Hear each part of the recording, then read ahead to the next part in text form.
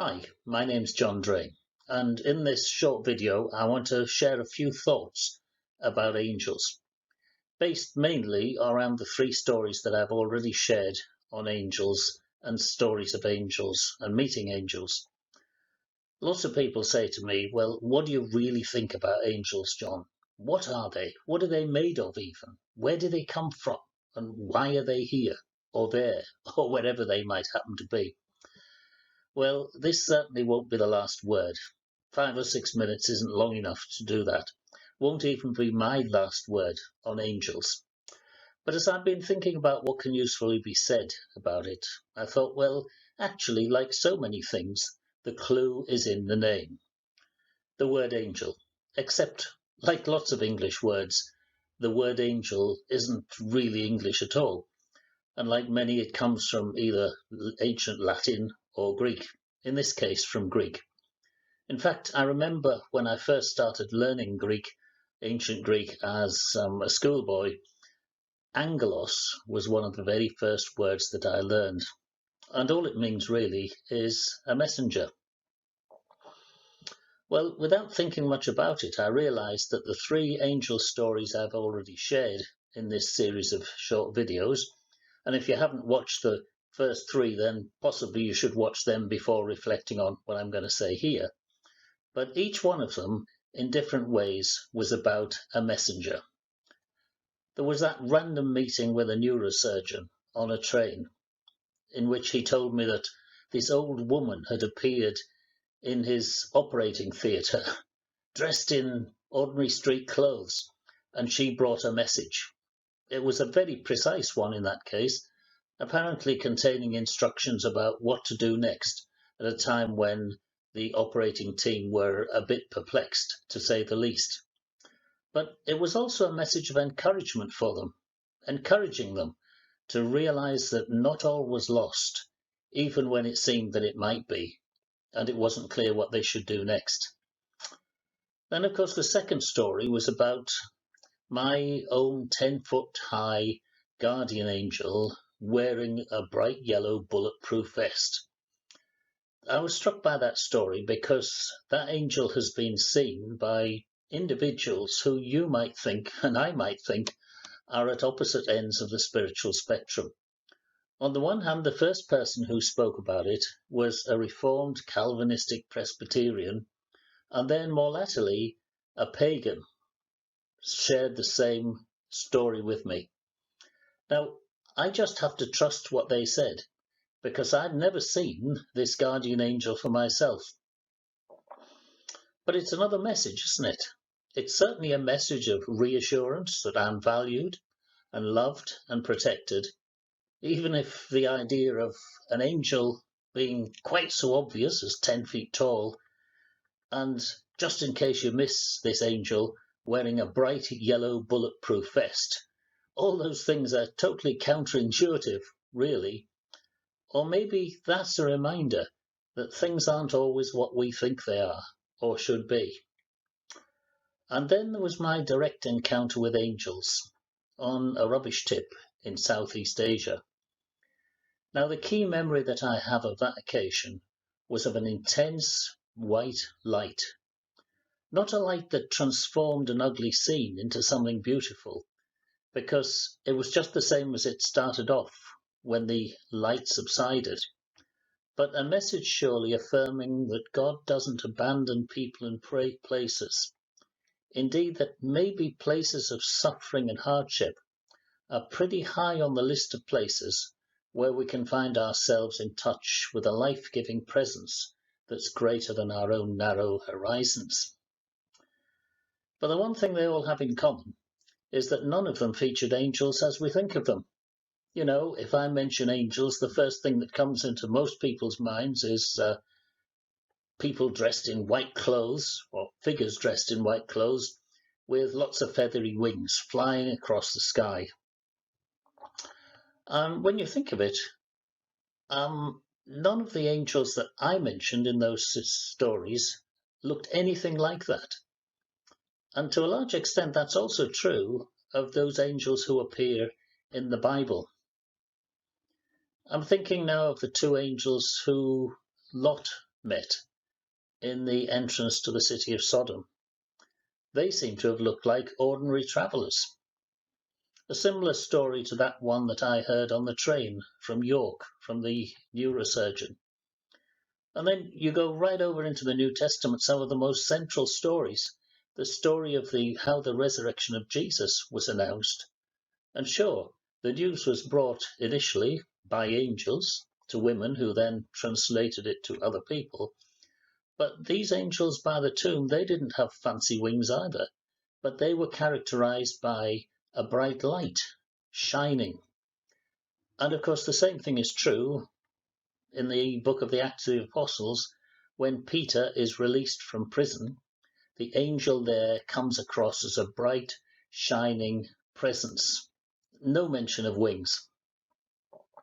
Actually, the first mention of angels with wings as their characteristic feature doesn't seem to be until about the 4th century, actually, and seems to have been influenced more by images of Greek and Roman deities, perhaps combined with a perception of the seraphim and cherubim who are mentioned in descriptions of the temple in the Hebrew scriptures. Though there, of course, they're actually carvings.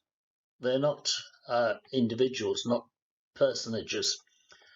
And maybe with a dose of Ezekiel's visions thrown in for good measure, because he certainly had visions in which he saw creatures with many wings, though that was the least of their amazing characteristics. Of course, this entire conversation challenges much of our understanding of how the world works. The very idea that you could encounter anything or anybody who is different than the norm challenges, especially for those of us who've been brought up in a very rational system of Western thinking. We naturally ask, well, who or what is really going on here? Who are these angels? What do we mean when we talk about angels? What are they made of? If we got one here and took it to pieces, what would we discover? I wonder, however, if we miss the point by focusing on questions like that. Because if angels are indeed messengers, the more important thing is going to be the message, isn't it? So as I think about my encounter on that rubbish tip, I only told half the story before. No idea why, after that occasion, I felt deeply moved to think, I want to go back there. Because, of course, after the experience I described in an earlier video, I got back in the car and returned to where we come from. But I had this feeling that there was something else I needed to learn, and I needed to go back there. And so 2 or 3 nights later, I found myself on a very dark evening going back to that very same place. As I'm thinking about it now, I'm not quite sure why I wanted to do that. Maybe I was hoping that I would have an even more spectacular experience than the one I'd had on the first occasion. Maybe I just had this intuitive sense that there was something more that I needed to learn. I've no idea. But anyway, I'd made inquiries in the 2 or 3 days immediately after that experience that I described earlier as to whether there were any worshipping communities, as it were, on the rubbish tip, and I discovered there were. And I met someone who agreed to introduce me to one of them. And so 2 or 3 days after my first encounter on in that place, I found myself going back, searching for something. I'm not sure what it was at the time, but I knew I needed to go back, or out of curiosity, or whatever. It certainly can't have been the surroundings, because they were as horrific, more horrific than I've implied, actually. It can't have been thinking about my own safety, because going to a place like that under darkness was not a sensible thing to do. And as I reflect backwards, the whole episode of squalor and disease that was there were not sensible things for me to do. But anyway, I found myself back there one early evening being introduced to a small group, maybe half a dozen teenagers, I guess they would have been, because you don't live for very long in a place like that. and discovering what their spirituality consisted of. They were Christians and they were going to study the Bible, but they didn't have a Bible. They just had scraps of pages that they had discovered on the rubbish tip. And so as we sat there in the middle of squalor and desolation, this young girl, she must have been not more than about 15 or 16 at the time, I imagine, read a story, a familiar story, from the pages that had been rescued from the tip. It was a story that everyone is familiar with, the story of the Good Samaritan. You probably know the story of how a traveller was going on a rather dangerous road, I guess, ended up being beaten up and left for half dead by the wayside. And then various other travellers came by. First of all, a few religious types who did nothing. And then eventually this person who's characterized as a Samaritan, that is somebody who was a bit of an outcast to the wider society actually, was the one who stopped and attended to the person beaten up by the roadside, and indeed took that person to a place of safety and security. And I remember listening to this story being read, and then at the end of the story, this young woman who was leading this group, she asked this question. She said, "I wonder who we are in that story." And I remember quite distinctly thinking to myself, well, John, you've got degrees in theology. You must know the answer to that question. Who are you in that story? And I remember quite specifically going through the various characters in the story, thinking, well, I'm not good enough really to be the Samaritan, but I'm not bad enough to be one of the religious types who did nothing and just passed by on the other side.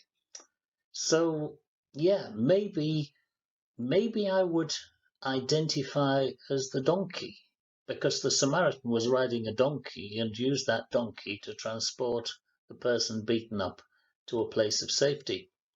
Or maybe I would be the innkeeper, because that's what happened. You see, the Samaritan took the person to an inn, paid some money to have him looked after. So, yeah, maybe I'm the sort of person who would do good, but only if you bribe me to do it, as it were. Now, in that context, sitting in the middle of a Southeast Asian rubbish tip, the people there who were much younger than me could easily have deferred to me and asked me what my answer would be first. I've never been so pleased, so grateful attitude, so relieved that they didn't do that. Because as soon as somebody started describing how they saw themselves in that story, I immediately knew that this was what I needed to hear, because every single one of them identified not as a person of power, not even as the donkey, because the donkey did have power over the life of this person who was placed on its back, but they identified as the person beaten up and left to die by the roadside. That was a moment of, yeah, that was a message for me. Maybe that was why I had that experience of the bright light on my first encounter with the people in that place, to entice me back to hear the message that I really needed to hear, which was, John, you might have been brought up to think that you're a person of influence and power. You might even be a person of influence and power in your own sphere, but actually you're as broken and lost as anyone else in the whole of the world. Now, to say that that insight and that realization turned my world upside down at that point would not be an exaggeration. And yet I doubt I would have returned to that place had it not been for the initial visit, in which I was indeed surrounded by angels. So angels as messengers sometimes, I think, just invite us to go a bit further, to explore a few more things. The message of those angels, that was the final angel, if you like. The final angel, that was the one that actually changed my life. Not the seeing Not even the experience of the 10-foot tall, wearing a bright yellow bulletproof vest guardian angel. I've been grateful for her attention on more than one occasion. But the realization that here was a message I needed to hear, and maybe that was the only way that God could get my attention. Since I shared these 3 stories, there have been loads of other people have shared their own stories on social media in response to them. I wonder what you're learning from thinking about angels, from the Christmas angels, the angels who bring praise to God, announcing the birth of the Christ, but also inviting us into a new way of doing stuff, a new way of being, a new way of relating, new ways of thinking, coming to be the people we were always intended to be, which actually might be recognizing that in our brokenness there can be new life and new possibilities.